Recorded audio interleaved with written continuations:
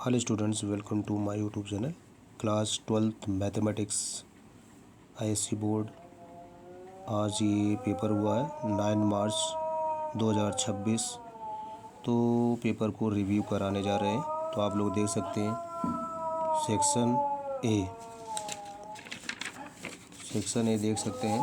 तो section A हमारे पास ये दिया गया है 65 मार्क्स का। पहला क्वेश्चन, डिटरमिनेंट ऑफ 4a। तो यहाँ पे हम लोग कैसे सॉल्व करेंगे, 3 आर्डर का है -4 की पावर 3, इसको सॉल्व कर लेंगे। यहाँ पे डिफरेंशियबिलिटी चेक कर लो, अगर डिफरेंशियबिलिटी है तो कॉन्टीन्यूअस भी होगा। म्यूचुअली एक्सक्लूसिव इवेंट है तो probability of A union B, probability of A plus probability of B.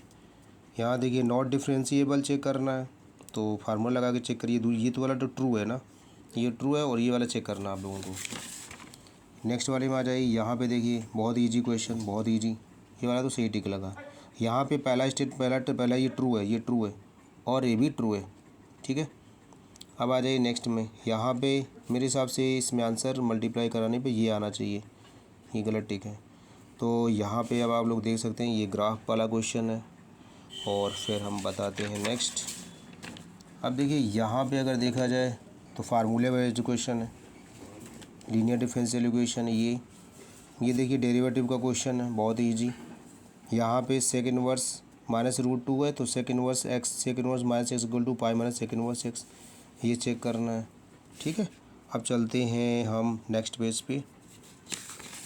देखिए ये इन्वर्स ट्रिग्नोमेट्री फंक्शन है। ऐसे बहुत क्वेश्चन हमने इस प्रकार के शायद काफ़ी क्वेश्चन कराए थे स्टूडेंट को। और ये वाला ये पहली एक्सरसाइज में क्वेश्चन रिलेशन एंड फंक्शंस में दिया गया है। साइन एक्स की रेंज -1 to 1, फिर इसको निकाल लीजिए। ई की power x equal to t let कर लो, ऊपर वाला मिल जाएगा, नीचे मिल जाएगा। देखिए ये क्वेश्चन प्रोबेबिलिटी है कितना simple. A and B are independent के 2 क्वेश्चन आए, एक पहले मिला और एक ये मिला। Probability of A intersection B equal to probability of A into probability of B check करना है बस। यहाँ पे देखिए यहाँ पे dA/dt दिया गया है, यानी सरफेस एरिया दिया गया है इसका रेट। और वॉल्यूम ऑफ बैलून क्या होता है 4/3 πr³। बस dA/dt निकालना है, rate of change of volume dr/dt निकालना है, ख़त्म कहानी।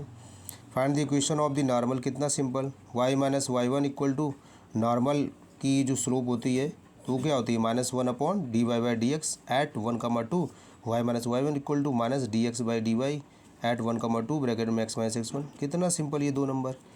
अब देखिए रहा ये क्वेश्चन, इसमें भी शानदार तरीके से किसी भी स्टूडेंट का ये छूटना नहीं चाहिए।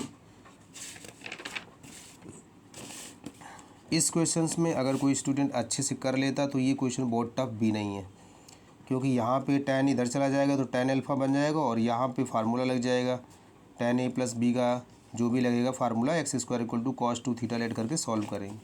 अगर किसी को ये नहीं आया तो ये तो आसानी से कर सकता है। इस वाले में अगर फार्मूला लर्न भी नहीं है तब भी कर सकते हैं, कोई दिक्कत वाली बात नहीं, फिर भी हो सकता है ना।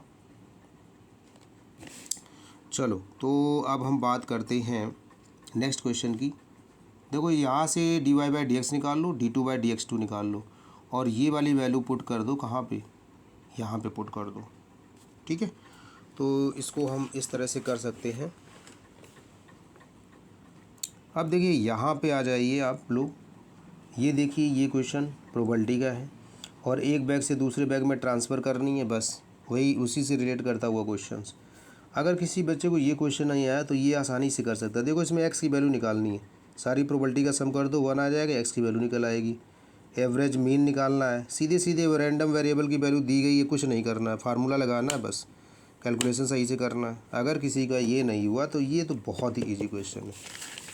देखो 11 नंबर में आ जाइए। क्वेश्चन नंबर 11 की अगर बात करें, ये क्वेश्चन मैक्सिमा मिनिमा से रिलेट करता हुआ क्वेश्चन है ना। तो इस क्वेश्चन को अब इसी क्वेश्चन में देखिए, तो ऐसा नहीं ये क्वेश्चन पूरी तरह से नहीं छूट सकता है। अगर इसमें एक बार डेरिवेटिव क्रिटिकल पॉइंट निकाले वगैरह जाए तो ये क्वेश्चन मुश्किल से 1 या 2 छूटेंगे इसमें। और यहाँ पे ये पॉइंट दिया गया, इस पर मैक्सिमम मिनिमम निकालना है।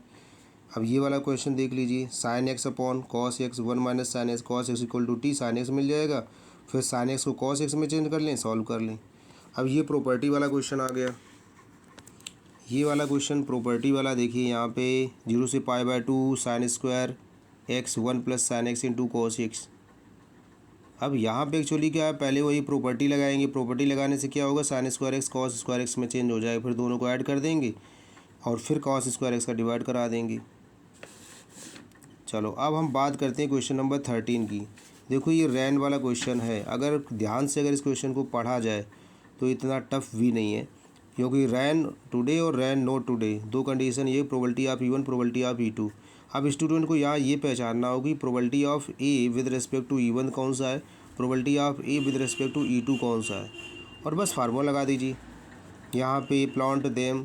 और क्वेश्चन को बड़ी लैंग्वेज लिखी है, अगर समझने का अच्छा प्रयास किया जाए इसमें तो ऐसी बात नहीं, ये हो सकता है, इतना टफ भी नहीं है।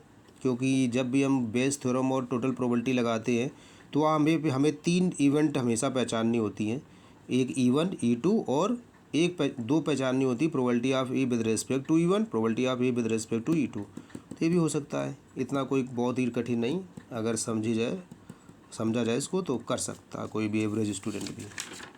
अब हम लोग आ जाते हैं 40 नंबर, डिफरेंशियबिलिटी इक्वेशन की। ये क्वेश्चन दोनों ईजी है, ये होमोजीनियस है, ये लीनियर है, बहुत ईजी क्वेश्चन है। अब यहाँ पे आ जाइए, ट्रू फॉल्स ये तो सभी का हो गया होगा। अब आ जाइए नेक्स्ट में, यहाँ पे देखिए पैरेललोग्राम है, बहुत सारे स्टूडेंट इसको जल्दबाजी में गलत कर दिए हैं। क्या, वही D1/D2 वाला फार्मूला यहाँ पे लगा दिया पैरेललोग्राम का, जबकि यहाँ पे area A equal to A cross B लगेगा।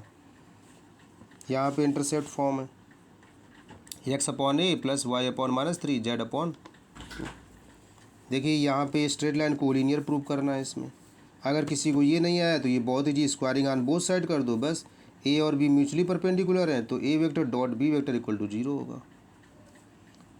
अब यहाँ पे ये क्वेश्चन है, देखो यहाँ पे traced by 2 hot air balloons हैं, 2 गर्म गुब्बारे हैं, क्या एक दूसरे को कट करेंगे क्या नहीं, ये प्रूव करना, और बी की वैल्यू निकालनी, बी की वो वैल्यू बताओ जिससे एक दूसरे को टच ना करें। तो क्या, पहले यहाँ पे इसको सॉल्व करो, लेमडा के इक्वल मान लो, इसको म्यू के इक्वल मान लो, यहाँ से एक्स की वैल्यू लेमडा के फॉर्म में, यहाँ से एक्स की वैल्यू म्यू के फॉर्म में, दोनों को इक्वल कर दो, लेमडा और म्यू के फॉर्म में इक्वेशन बना लो, सॉल्व कर लो। यहाँ पे ये बहुत ईजी। अब देखिए ये हाफ सर्कल है, बहुत से बच्चे अंडर रूट देख के डर गए, अगर स्क्वायरिंग ऑन बोथ साइड कराई जाए तो यहाँ पे सर्कल की इक्वेशन निकलती है, और जब यहाँ पे स्क्वायर रूट लगा है प्लस का है तो ये हाफ सर्कल ऊपर बनेगा, और -2 से 2 लिमिट लेकर के और y dx y की वैल्यू बना के सीधे रखना था। बहुत इजी क्वेश्चन था ये वाला, अगर कोई स्टूडेंट थोड़ा सा समझ के गया होगा बुक से, बहुत इजी क्वेश्चन है, 4 मार्क्स का। अब ये सेक्शन सी आ गया, अगर किसी स्टूडेंट ने सेक्शन सी किया हो तो देख सकते हैं सेक्शन सी में आप लोग यहाँ पे स्टेटमेंट दिए गए हैं ट्रू एंड फॉल्स। तो यहाँ पे ये क्वेश्चन दिया गया है, और ये क्वेश्चन देखिए output question number 20, company produce as visual cost is this, ठीक है। यहाँ पे देखिए CX profit and loss function दिया गया है, ये वाला देख लीजिए। तो इस प्रकार से ये पेपर इस तरह का आया, और आप लोग भाई ये बताइए कि पेपर ये कैसा रहा आप लोगों को, और ये पेपर आपको इजी लगा कि मॉडरेट लगा कि बहुत ही टफ़ लगा। और मेरे हिसाब से पेपर इतना ज़्यादा टफ़ भी नहीं है, बहुत ज़्यादा टफ़ नहीं कह सकते। अगर हर क्वेश्चन को कॉन्फिडेंटली रीड किया जाए ठीक से और अंडरस्टैंडिंग की जाए तो उसको सॉल्व कर सकते हैं। तो मिलते हैं फिर नेक्स्ट वीडियो में, आप लोग कमेंट करके ज़रूर बताइए आपका ये पेपर कैसा हुआ और कौन सा सेट मिला। मिलते हैं फिर नेक्स्ट वीडियो में। जय हिंद, जय भारत।